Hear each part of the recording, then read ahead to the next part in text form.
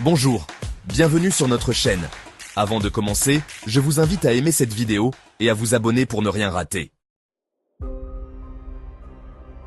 Les Guinéens, artisans de leur propre dictateur.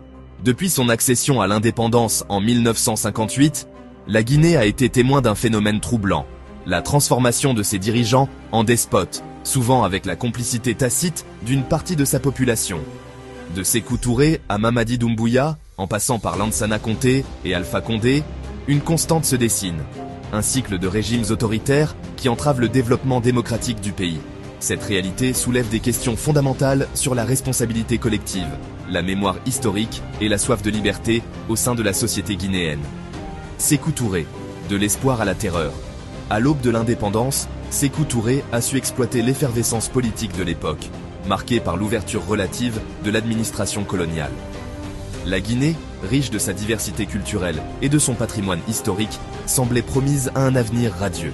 Les libertés d'expression et de presse, ainsi que le multipartisme, étaient alors des réalités tangibles.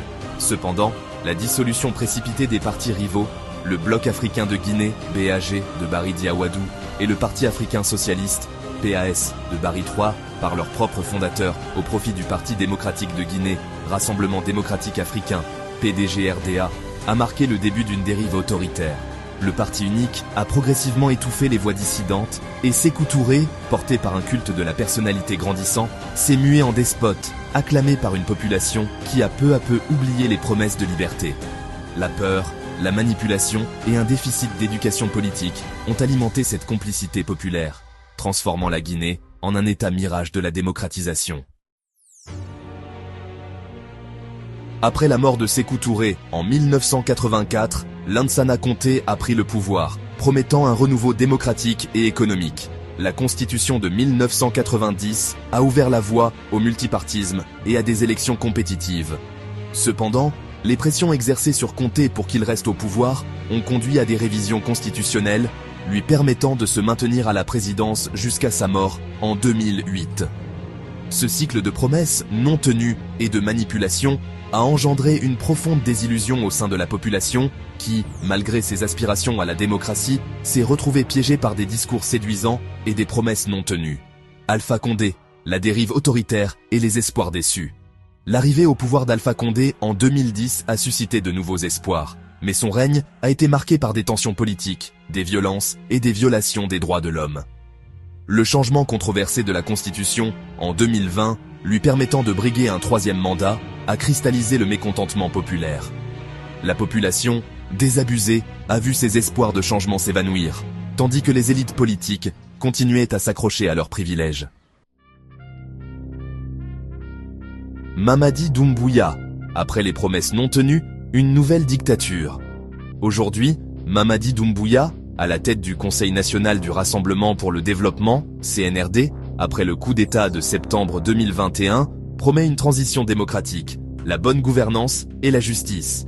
Cependant, après plus de 3 ans, la Guinée se retrouve dans un état où ses promesses sont loin d'être tenues. Les signes d'une nouvelle dictature se dessinent, tandis que ses partisans l'encouragent à renier ses engagements. Ce phénomène de soutien aveugle à un leader, malgré les promesses non tenues, soulève des interrogations sur la capacité du peuple à apprendre des erreurs du passé.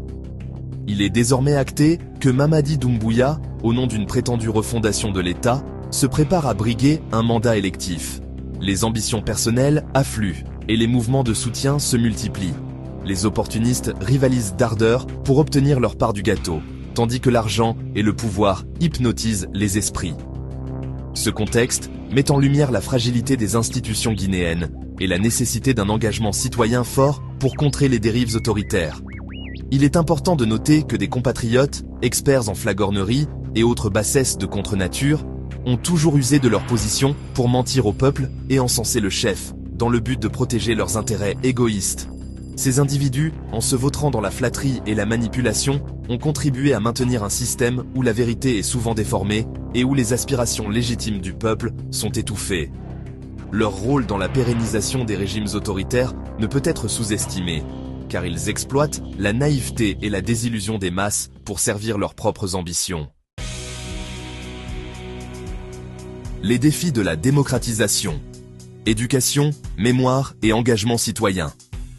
Au lendemain de son élection, face à des candidats manipulés, la population risque de se réveiller brutalement dans une réalité incertaine où la dictature s'enracine. Personne ne viendra dire « si j'avais su ». Il est temps de réfléchir aux leçons du passé pour éviter de reproduire les mêmes erreurs. La Guinée doit s'engager sur la voie d'une véritable démocratie où chaque citoyen est conscient de son rôle et de sa responsabilité dans la construction d'un avenir meilleur. La prise de conscience collective et l'éducation politique sont essentielles pour briser ce cycle de dictature et bâtir une société plus juste et équitable. La Guinée, carrefour de culture et de tradition, doit tirer les leçons de son histoire. L'éducation civique, la promotion de la mémoire historique et l'engagement citoyen sont essentiels pour briser le cycle des dictatures. La population guinéenne, forte de sa résilience et de sa diversité, doit s'approprier son destin et participer activement à la construction d'une démocratie véritable, où les droits et les libertés de chaque citoyen sont respectés. Si cette vidéo vous a plu, n'oubliez pas de vous abonner et de nous laisser vos impressions dans les commentaires. Merci et à la prochaine.